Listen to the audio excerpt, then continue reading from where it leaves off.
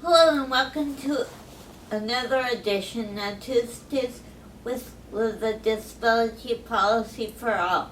Today we're going to be talking to Adriane Griffen, a staff member here at AUCD, the Director of Public Health. And today we'll be talking with her about the Zika virus, which has been in the news lately. So welcome, Adriane. Thanks, Liz. The first question is, what is the Zika virus? That's a good question. So the Zika virus is, a virus that comes from, mostly it's from a mosquito bite. And the way people would know if they have it is if they get a fever or a rash, joint pain can be part of it. You can also sometimes get pink eye. Right now, there's no mass-produced test other than in labs. CDC is actually working on that now. But it would be similar to having a touch of the flu. And a lot of times it would maybe last a few days, maybe a week or so. And people might not know that particular virus is the Zika virus. Okay, thank you. Why should people with disability be concerned about this? Well, people with disabilities should be concerned because, it's like having a bad case of cold or the flu, and if you have any other conditions that already, compromise your health in any way, it makes good sense to be aware of this and do what you can to prevent it. So that's really my message for the viewers, is to do what you can to prevent it.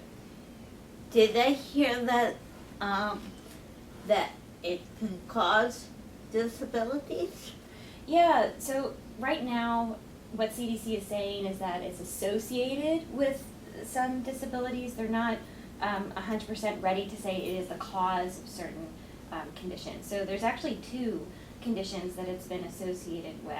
One is called microcephaly, and what that is basically is when the infant is being formed in the mother's uterus, the brain doesn't fully develop. It's called microcephaly, small brain. And a lot of times that is more of a range of types of disabilities. Every person that has microcephaly won't be exactly the same. They might have different kinds of disabilities. Sort of like how if you say you have autism, it's a spectrum, right? I mean, it's a similar thing with microcephaly. It's a spectrum of disability. And right now, that's one condition that's being associated with Zika in pregnant women. Another one is called, and I have to read this from my notes, Guillain-Barré syndrome. That's another syndrome that has been associated with Zika in pregnant women. And that syndrome really attacks the immune system, and it can cause muscle weakness and then sometimes even paralysis, but it's also a range of symptoms. So the key is to do what you can to prevent it. If you are thinking about becoming pregnant or you already are pregnant, do what you can to prevent it. And then if you happen to have an affected baby, developmental monitoring, huge. These conditions are on a spectrum, so developmental monitoring to keep track of where the child is in terms of his or her development is huge. It's very critical. Thank you. Do you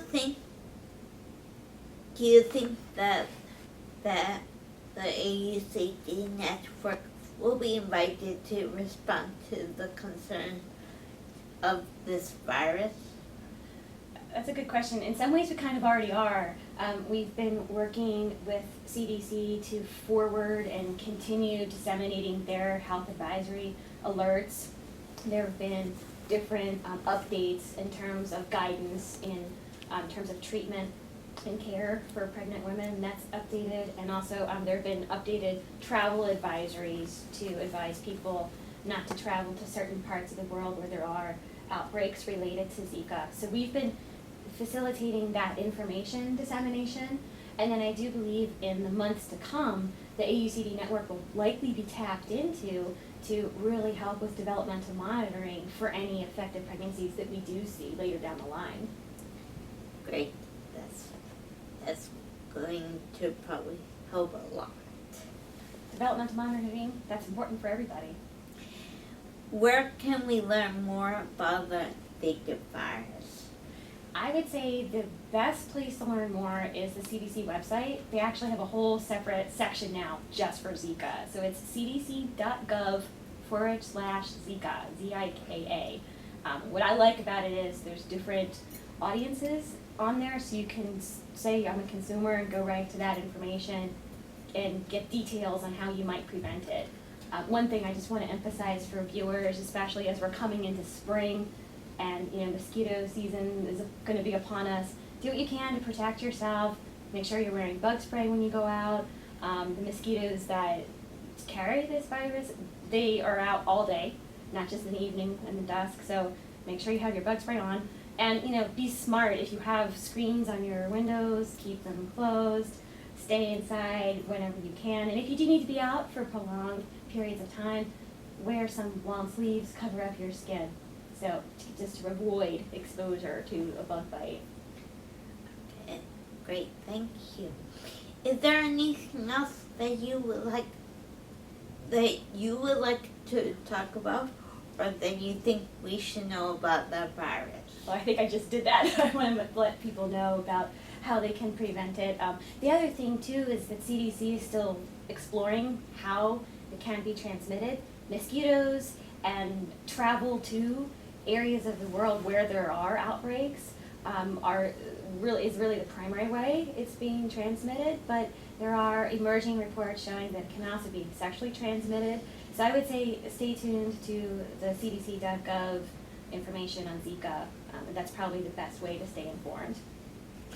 Thank you, and if you have any more questions about this or any other policy issues, please go to the AUCD webpage and look for this week's In Brief. And if you have any questions or comment about this week's edition of Tuesdays with please leave them in the space below. Thank you, Adriane, again. Thanks, Liz. And have a nice day. Bye.